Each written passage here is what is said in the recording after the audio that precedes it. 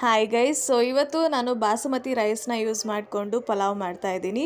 So ಫಸ್ಟಿಗೆ ನಾನು ಅಕ್ಕಿನ ಚೆನ್ನಾಗಿ ತೊಳ್ಕೊಂಡು ಅರ್ಧ ಗಂಟೆ ನೆನೆಸಿಟ್ಕೊಂಡಿದ್ದೀನಿ. ಅದಾದಮೇಲೆ ಕುಕ್ಕರ್ ತೊಗೊಂಡು ಅದಕ್ಕೆ ಎಣ್ಣೆ ಹಾಕಿ ಈರುಳ್ಳಿನ ಚೆನ್ನಾಗಿ ಫ್ರೈ ಮಾಡ್ಕೋಬೇಕು. ಅರ್ಧ ಈರುಳ್ಳಿನ ನಾನು ಸಪ್ರೇಟಾಗಿ ಎತ್ತಿಟ್ಕೊಂಡೆ. ಅದಾದಮೇಲೆ ಹಸಿಮೆಣಸಿನ್ಕಾಯಿ, ಶುಂಠಿ ಬೆಳ್ಳುಳ್ಳಿ ಪೇಸ್ಟು, ಹಾಗೆ ಕ್ಯಾರೆಟ್, ಬೀನ್ಸ್, ಟೊಮ್ಯಾಟೊ ಎಲ್ಲ ಕೂಡ ಹಾಕಿ ಚೆನ್ನಾಗಿ ಫ್ರೈ ಮಾಡ್ಕೋಬೇಕು.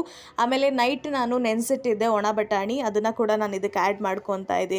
ಹಾಗೆ ಇಟ್ಸ್ ಮೈ ಫೇವರೇಟ್ ಸೋಯಾಬೀನ್ನ ಕೂಡ ನಾನು ಆ್ಯಡ್ ಮಾಡಿಕೊಂಡೆ. ಅದಾದಮೇಲೆ ಒಂಚೂರು ಉಪ್ಪಾಕಿ ಮತ್ತೆ ನಾನು ಅದನ್ನು ಫ್ರೈ ಮಾಡ್ಕೋಬೇಕು. ಲೇಟರ್ ಆನ್ ಆಲ್ರೆಡಿ ನಾವು ಹಸಿಮೆಣಸಿನ್ಕಾಯಿ ಹಾಕಿರ್ತೀವಿ, ಅದು ನೋಡಿಕೊಂಡು ನಿಮ್ಮ ಖಾರ ಎಷ್ಟು ಬೇಕು ಅಂತ ಖಾರದ ಪುಡಿ ಮತ್ತು ಮಸಾಲ ಹಾಕ್ಕೋಬೇಕಾಗುತ್ತೆ. ಮಸಾಲ ಆಲ್ರೆಡಿ ನಮ್ಮಮ್ಮ ಪೌಡ್ರ್ ಮಾಡಿ ಇಟ್ಬಿಟ್ಟಿರ್ತಾರೆ ಸ್ಟಾಕ್. ಅದ್ರದ್ದು ರೆಸಿಪಿ ಹಾನೆಸ್ಟ್ಲಿ ನನಗೆ ಅಷ್ಟು ಕರೆಕ್ಟಾಗಿ ಗೊತ್ತಿಲ್ಲ. ಮೇ ಬಿ ಲೈಕ್ ಚಕ್ಕೆ, ಲವಂಗ, ಕೊತ್ತಂಬರಿ ಬೀಜ ಅದು ಎಲ್ಲ ಹಾಕಿ ಮಾಡ್ತಾರೆ. ಸೊ ಅದನ್ನೆಲ್ಲ ಹಾಕಿ ಮಿಕ್ಸ್ ಮಾಡಿಕೊಂಡು ಆ್ಯಂಡ್ ಫೈನಲಿ ನಾನೇನು ಅರ್ಧ ಗಂಟೆ ನೆನೆಸಿಟ್ಟಿದ್ದೆ ಬಾಸುಮತಿ ರೈಸ್ನ ಹಾಕ್ಕೋಬೇಕು. ಅದ್ರ ಮೇಲೆ ಮತ್ತೆ ಸ್ವಲ್ಪ ಮಸಾಲ ಹಾಕ್ಕೊಂಡು ಪುದೀನ, ಕೊತ್ತಂಬರಿ ಮತ್ತು ಡ್ರೈ ಆಗಿ ನಾನು ತೆಗೆದಿಟ್ಕೊಂಡಿದ್ನಲ್ವ ಫ್ರೈ ಮಾಡಿರೋ ಈರುಳ್ಳಿ, ಅದನ್ನು ಕೂಡ ಅದ್ರ ಮೇಲೆ ಹಾಕ್ಕೊಂಡು ಹಾಗೆ ಕಲ್ಲುಪ್ಪನ್ನ ಆ್ಯಡ್ ಮಾಡಿಕೊಂಡೆ.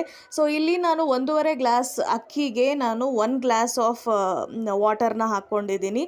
ಸೊ ಅದಾದಮೇಲೆ ಮೊಸರು, ಆ್ಯಕ್ಚುಲಿ ಅದು ಮಸಾಲ ಎಲ್ಲ ನಾವೇನು ಹಾಕಿದ್ವಿ ವೆಜಿಟೇಬಲ್ಸ್ ಆವಾಗಲೇ ಹಾಕ್ಕೋಬೇಕಾಗಿತ್ತು, ಮರ್ತೋಗಿದ್ದೆ. ಸೊ ಲಾಸ್ಟ್ ಅದನ್ನ ಆ್ಯಡ್ ಮಾಡಿಕೊಂಡೆ.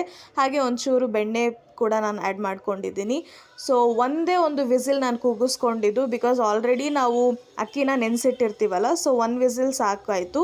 And finally outcome was really good. ತುಂಬ ಚೆನ್ನಾಗಿ ಉದುರಾಗಿ ಚೆನ್ನಾಗಿ ಬಂದಿತ್ತು.